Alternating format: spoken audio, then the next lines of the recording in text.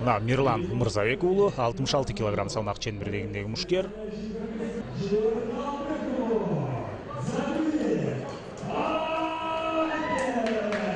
Айбек Жыргалбек уулу, анын атандашы Айбек болсо бул мына кызыл чолок шым менен, ал эми кара мээлей менен чыккан бул Мирлан Мырзабек уулу.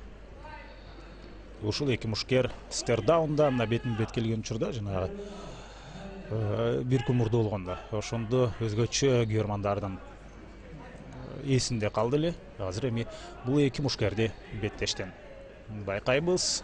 Жана чүдегенде эле чабуулду Мирлан Мырзабек уулу баштаган, ал биринчи номер менен иштегиси келди, бирок ошол замат Айбек Жыргалбек уулу ишендүү позицияны кармады.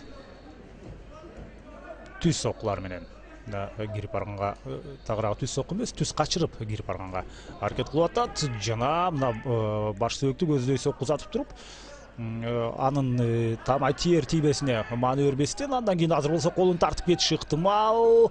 Жана колдон өтө жакшы кармады. Буттары деле негизинен туура, буттарды деле туура кармап атат.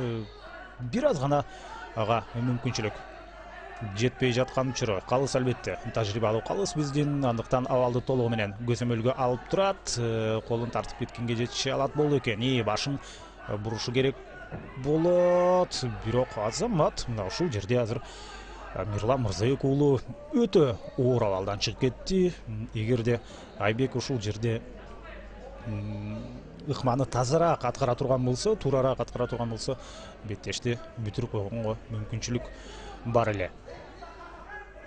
Жыйынтыгында мына Мирлан Мырзабек уулу азыр жакшы позицияны ээлеп кеткен, бирок ошол кайрадан эле колун карматып койду.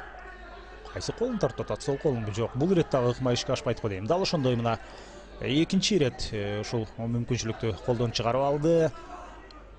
Айбек Жыргалбек уулу азыр мына атандашы жерде жаткан учурда ушул жерден кирип барганга аракет кылбай, азырынча мына бутталаштыра, жоон санды көздөй соккуларды узатып атат. Кандай шамдагай, көз ачып шумганча ордунан туруп кетти.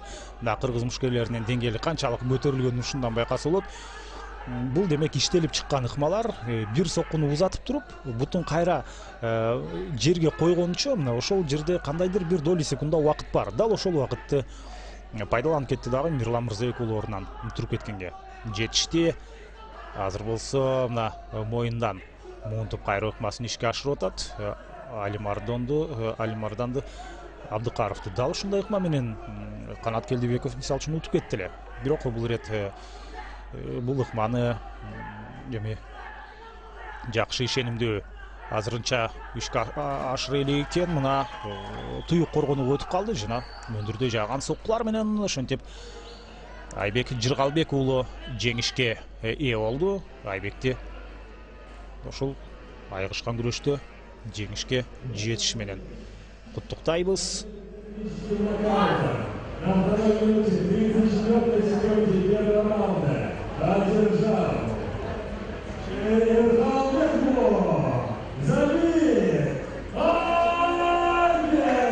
Забит деген кайманаттын ээси Айбек Жыргалбек уулу ошентип Мирлан Мырзабек уулун биринчи раундда утуп алды. Беттеш бүттү, андыктан бири-бирин ошентип сый урмат менен бири-бирине мамиле кылса болот.